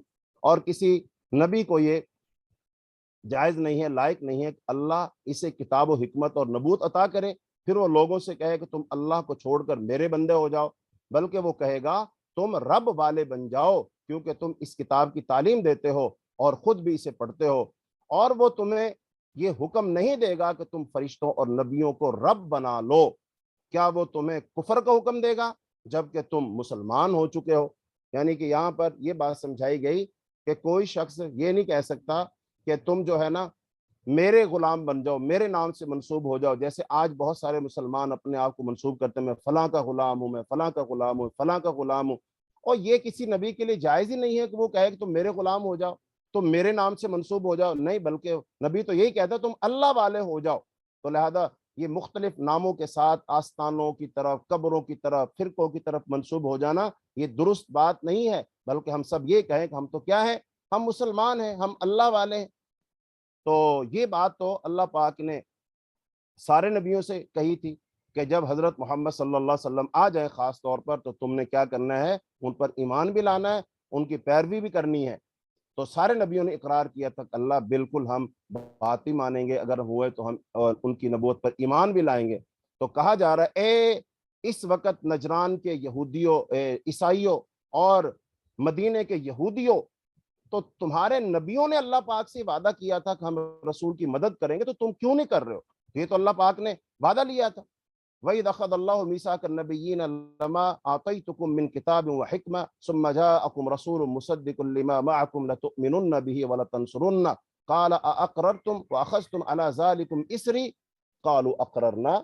اور یاد کرو جب اللہ نے تمام نبیوں سے عہد لیا تھا جب میں تمہیں کتاب اور حکمت عطا کروں, پھر تمہارے پاس کوئی رسول آئے جو اس کتاب کی تصدیق کرتا ہو جو تمہارے پاس ہے, تو تمہیں اس پر ایمان لانا ہوگا اور اس کی مدد کرنی ہوگی. اللہ نے فرمایا کیا تم اقرار کرتے ہو, تو اس پر میرا عہد قبول کرتے ہو؟ انہوں نے کہا کہ ہم نے اقرار کیا. اللہ نے فرمایا تو تم گواہ رہنا اور میں بھی تمہارے ساتھ گواہ ہوں. پھر اس کے بعد جو بھی منہ موڑے گا تو ایسے لوگ ہی نافرمان ہیں. تو اب یہ نجران کے عیسائیوں کو یہ بات صاف صاف بتائی جا رہی ہے کہ اب اگر تمہارے سامنے بات بالکل واضح کر دی گئی ہے اور اب اگر تم اس بات کو نہیں مانو گے پھر اللہ جانے اور تم جانو. افا غیر دین اللہ یبغون, کیا وہ لوگ اللہ کے دین کے سوا کوئی اور دین چاہتے ہیں, حالانکہ آسمانوں اور زمین میں جو کوئی بھی ہے وہ چاہتے اور نہ چاہتے ہوئے بھی اللہ کا فرما بردار ہے اور اسی کی طرف سب کو لوٹ کر جانا ہے. آپ کہہ دیجئے ہم اللہ پر ایمان لائے اور اس پر بھی جو کچھ ہم پر نازل کیا گیا اور جو ابراہیم، اسماعیل، اسحاق، یعقوب اور ان کی اولاد پر نازل کیا گیا، اور ان کتابوں پر بھی جو موسیٰ، عیسیٰ اور دوسرے نبیوں کو ان کے رب کی طرف سے دی گئیں، ہم ان میں سے کسی ایک کے درمیان فرق نہیں کرتے، اور ہم اسی اللہ کے فرمانبردار ہیں۔ اور جو اسلام کے سوا کوئی اور دین تلاش کرے گا تو وہ اس سے ہرگز قبول نہیں کیا جائے گا، اور وہ آخرت میں خسارہ پانے والوں میں سے ہوگا۔ تو اب اس میں ان آیات میں نجران کے عیسائیوں کو تو جو باتیں واضح طور پر بتائی اور سمجھائی گئیں، وہاں پر آج ہمارے لیے بھی ان آیات کے اندر بہت سارا سبق، اور وہ کیا ہے؟ خاص طور پر بتاؤ ہمارا دین کون سا ہے؟ دین اسلام۔ تو ہمیں کس کے مطابق زندگی گزارنا ہے؟ اسلام کے مطابق۔ اب اگر مسلمان دین اسلام کو چھوڑ کر کوئی اور طریقہ اپنائیں گے، وہ طریقہ یہودیوں کا ہے، وہ عیسائیوں کا ہے، وہ ہندوؤں کا ہے، وہ کسی بھی غیر مذہب والوں کا طریقہ ہے، اگر ہم اس کو اپنائیں گے اللہ ہم سے وہ قبول نہیں کرے گا۔ لہذا اسلام پورا دین ہے۔ اس بات پر ہم اپنی بات کو ختم کریں گے۔ دین کا مفہوم کیا اس کو سمجھ لیجیے۔ ایک ہوتا مذہب، ایک ہوتا دین۔ اسلام مذہب نہیں ہے۔ جو لوگ کہتے ہیں نا مذہب اسلام، وہ لا علمی کی بنیاد پر ایسا کہتے ہیں، تو یہ لفظ اسلام کے لیے بولنا درست نہیں ہے۔ اسلام ایک دین ہے۔ مذہب جو ہوتا ہے وہ کیا ہوتا ہے؟ اس میں صرف چند عقائد اور عبادات ہوتے ہیں۔ اللہ ایک ہے اور فلاں فلاں عبادت کرنی ہے، یہ مذہب ہے۔ لیکن جب دین ہوتا ہے نا، وہ اس کے ساتھ تین چیزیں اور شامل کرتا ہے۔ نمبر ایک، وہ عقیدہ بھی دے گا، عبادات بھی دے گا، ساتھ ساتھ معاشرت بھی دے گا، اور معیشت بھی دے گا، اور سیاست بھی دے گا۔ یعنی اصول سیاست بھی اس کے ہوں گے، اصول اقتصادیات بھی اس کے ہوں گے، معاشیات بھی اس کے ہوں گے، اور معاشرت بھی اس کی ہوگی۔ تو گویا کہ 5 چیزیں ہو جائیں گی۔ دین جو ہے عقیدہ بھی دے گا، اور دین عبادات بھی دے گا، اور دین معاشیات اقتصادیات بھی دے گا، معاشریات بھی دے گا، اور سیاسیات بھی دے گا۔ اس کا مطلب پوری زندگی کا ایک ہمیں ڈھانچہ دے گا، وہ ہوگا دین۔ تو اسلام جو ہے وہ مذہب نہیں ہے صرف، اسلام دین ہے۔ ان الدین عند اللہ الاسلام۔ اللہ کے نزدیک جو دین ہے، ضابطہ حیات ہے، زندگی گزارنے کا طریقہ ہے، وہ صرف اور صرف اسلام ہے۔ اب جو شخص اسلام کو چھوڑ کر عبادت کہیں اور سے لے گا، عقیدہ کہیں اور سے لے گا، معاشرت کہیں سے اور لے گا، معیشت اور اقتصادیات کہیں سے لے گا، اور سیاست کہیں اور سے لے گا، اس کا مطلب آدھا دین مان رہا ہے، آدھا نہیں مان رہا۔ تو اللہ پاک فرماتے ہیں فَتُؤْمِنُونَ بِبَعْضِ الْكِتَابِ وَتَكْفُرُونَ بِبَعْضٍ، تم بعض دین کو مانتے ہو، بعض کتاب کو مانتے ہو، اور بعض کا انکار کرتے ہو۔ تو جو شخص یہ کرے گا اس کے لیے تو دنیا میں بھی رسوائی ہے، اور آخرت میں اس کے لیے دردناک عذاب ہوگا۔ اللہ تعالیٰ نے ہمیں کیا فرمایا؟ ادخلوا فی السلم کافہ، کہ اسلام میں پورے کے پورے داخل ہو جاؤ۔ کیا مطلب؟ اگر تم نے اصول معاشرت لینے ہیں، معاشرہ کیسے بنے گا، سوسائٹی کیسے بنے گی، وہ بھی اسلام سے لینا۔ اور اگر تم نے اقتصادیات اور معاشیات، پیسے کیسے کمانے، کاروبار کیسے کرنے، تجارت کیسے کرنی ہے، دولت کی تقسیم کیسے کرنی، یہ بھی تم نے اسلام سے لینا۔ اور سیاست کیسے کرنی ہے، حکومت کیسے بنانی ہے، کیسے چلانی ہے، نظام حکومت کیسے ہوگا، حکمران کا انتخاب کیسے ہوگا، اسے معزول کیسے کیا جائے گا، عدالتیں کیسے کام کریں گی، تمہارے تعلیمی اداروں میں تعلیم کیسے دی جائے گی، کون سا علم سب سے پہلے پڑھایا جائے گا، کس کو فوقیت حاصل ہوگی، یہ ساری چیزیں تم نے کہاں سے لینی ہے؟ یہ اسلام سے لینی ہے۔ کیونکہ اللہ کے نزدیک صرف دین اسلام ہے اور کوئی دین نہیں ہے۔ لیکن ہم آج مسلمانوں نے افسوس کے ساتھ کہنا پڑتا ہے، ہم نے دین اسلام کو مذہب بنا دیا ہے، اور جن کے پاس مذاہب تھے نا، ہم نے ان کے مذہبوں کو دین بنا لیا۔ چونکہ ہم سمجھتے ہیں ان کے پاس عقیدہ بھی ہے، عبادات بھی ہیں، سیاسیات بھی ہیں، معاشریات بھی ہیں، اور ان کے پاس اقتصادیات بھی، سب کچھ تو ہم ان سے لے رہے ہیں۔ کبھی ہم چائنا سے لیتے ہیں، کبھی ہم امریکہ سے لیتے ہیں، کبھی ہم رشیا سے لیتے ہیں۔ بھائی ہم کیوں لیں کسی سے؟ ہمارے پاس قرآن موجود ہے، حدیث موجود ہے، نبی صلی اللہ علیہ وسلم کی 23 سالہ نبوت کی زندگی موجود ہے، خلفائے راشدین کا 30 سالہ سنہری دور موجود ہے، جس کے بارے میں نبی صلی اللہ علیہ وسلم فرمایا تھا خیر القرون قرنی ثم الذین یلونہم ثم الذین یلونہم ثم الذین یلونہم، سب سے بہترین زمانہ میرا ہے، اس کے بعد میرے صحابہ کرام کا، پھر اس کے بعد تابعین کا زمانہ سب سے بہترین ہے۔ خیر القرون کی ہمارے پاس ایک ایک لمحے کی سیرت موجود ہے، تاریخ موجود ہے، وضاحت موجود ہے، پھر ہمیں کفار کے پاس جانے کی کیا ضرورت؟ اب ہم اگر اس سب کچھ کے باوجود کفار کی نکالی کر رہے ہیں، ان کی پیروی کر رہے ہیں، یہی وجہ ہے جس کی وجہ سے آج ہم ذلیل و رسوا ہیں، جس کی وجہ سے اللہ ہم سے ناراض ہے۔ اور اللہ ہم سے ناراض جب ہوا ہے تو اللہ نے ان غیروں کو ہم پر مسلط کر دیا ہے۔ کبھی انہوں نے ہندوستان میں آ کر 100 سال حکومت کی اور ہم سے حکومت چھین لی اور ہمیں مارا، کبھی کشمیر میں ہمیں مار پڑ رہی، کبھی فلسطین میں ہمیں مار پڑ رہی، کہیں عراق و شام و برما و اراکان میں مار پڑ رہی۔ کون سے اسلامی ملک ہے جہاں پر جو ہے خون کی ندیاں نہ بہ رہی ہیں، جہاں امن و امان سے مسلمان رہ رہے ہیں؟ تو لہذا یہ سب کس وجہ سے ہے؟ صرف اس وجہ سے ہے کہ ہم نے اللہ کے دین کو چھوڑا، اللہ کے رسول کو چھوڑا، ان کی ہدایات اور طریقے کو چھوڑا، جس کی وجہ سے اللہ ہم سے ناراض ہوا اور اس کی وجہ سے اللہ نے ہم پر ان کو مسلط کر دی۔ لہذا اب اس سے نکلنے کا واحد رستہ کیا ہے؟ ہم دوبارہ اللہ کے دین کی طرف لوٹ آئیں، اللہ کے دین کو ہم دین سمجھ لیں اور ساری رہنمائی ہم دین سے لیں۔ ہم اپنی ذات کو، اپنے گھر کو، اپنی اولادوں کو، اپنی پالیسیوں کو، اپنے ایوانوں کو، اپنی پارلیمنٹوں کو، اپنے سپریم کورٹ کو، اپنے پورے ملک کو اللہ کے دین کے سپرد کر دیں، حوالے کر دیں کہ جیسے دین ہمیں چلائے گا ہم ویسے چلیں۔ یہ ہماری نجات اور کامیابی کا واحد طریقہ ہے۔ تو اسی بات پر ہم آج اکتفا کریں گے۔ اللہ تعالیٰ سے دعا ہے اللہ تعالیٰ ہمیں دین اسلام کو مکمل طور پر اپنانے کی توفیق عطا فرمائے۔ اللہ تعالیٰ ہمیں ہر قسم کے شرک سے بچائے، بدعات اور خرافات سے بچائے۔ اللہ تعالیٰ جب تک زندہ رکھے، دین پر، ایمان پر، اسلام پر زندہ رکھے، جب اللہ ہمیں موت دے ایمان والی، اسلام والی، کلمے والی موت نصیب فرمائے۔ اور اللہ تعالیٰ آپ تمام میری ماؤں، بہنوں، بیٹیوں کو سب کو جزائے خیر عطا فرمائے، جو قرآن پڑھ رہے ہیں، سمجھ رہے ہیں، رمضان کی بابرکت ساعات میں اپنا وقت نکال کر کے، اپنا آرام چھوڑ کر کے جو آپ وقت دے رہے، اللہ آپ کا وقت دینا قبول فرمائے۔ اللہ ہمارے اس عمل کی وجہ سے اللہ ہماری دنیا آخرت کو اچھا کر دے، اللہ ہماری اولادوں کی تربیت کر دے، اللہ ہماری اولادوں کو نیک بنا دے، اللہ ہمیں ہماری اولادوں کے فتنوں سے بچا لے۔ اللہ پاک ہماری اولادوں کو ہمارے لیے الباقیات الصالحات بنا دے، اللہ ہمارے گھروں میں خیر اور برکت نازل فرما دے۔ اور اللہ تعالیٰ ہمارے ادارے کو، علوم اکیڈمی کو اور اس کے جو معاونین، منتظمین ہیں، اللہ ان سب کو جزائے خیر عطا فرمائے۔ اللہ پاک ان کو مزید توفیق عطا فرمائے، ہمیں ان کا دست و بازو بننے کی توفیق عطا فرمائے۔ جو مختلف ان کے پروجیکٹ چل رہے ہیں، کہیں سحری افطاری کرواتے ہیں، کہیں مسجدیں بناتے ہیں، کہیں قرآن تقسیم کرتے ہیں، اللہ ان سب میں ہمیں ان سب کے ساتھ تعاون کرنے کی اللہ توفیق عطا فرمائے۔ وآخر دعوانا الحمدللہ رب العالمین۔ ہم دعا پڑھ کر اپنی کلاس کے اختتام کریں گے، لیکن اس سے پہلے وہی اعلان ہے کہ ماشاءاللہ کافی ساری بہنیں وہ سوالات بھیجتی ہیں واٹس ایپ پر، تو میں ان کے سوالوں کے جواب دیتا ہوں۔ تو اگر کوئی اشکال، سوال، کوئی بات ذہن میں آتی ہو، پوچھنے والی ہو، تو آپ بلا جھجک پوچھ سکتے ہیں، اپنا سوال لکھ کر ہمیں بھیج سکتے ہیں، تو انشاءاللہ ہم آپ کے سوالوں کے جواب دیں گے۔ تو ہمارا واٹس ایپ نمبر ہے 032149442220 0321 49 44 220۔ اس پر اپنا سوال بھیجیے، ہم انشاءاللہ قرآن و سنت کی روشنی میں اس کا جواب دیں گے۔ سبحانک اللہم و بحمدک، اشہد ان لا الہ الا انت، استغفرک و اتوب الیک۔ السلام علیکم ورحمۃ اللہ وبرکاتہ۔ اللہ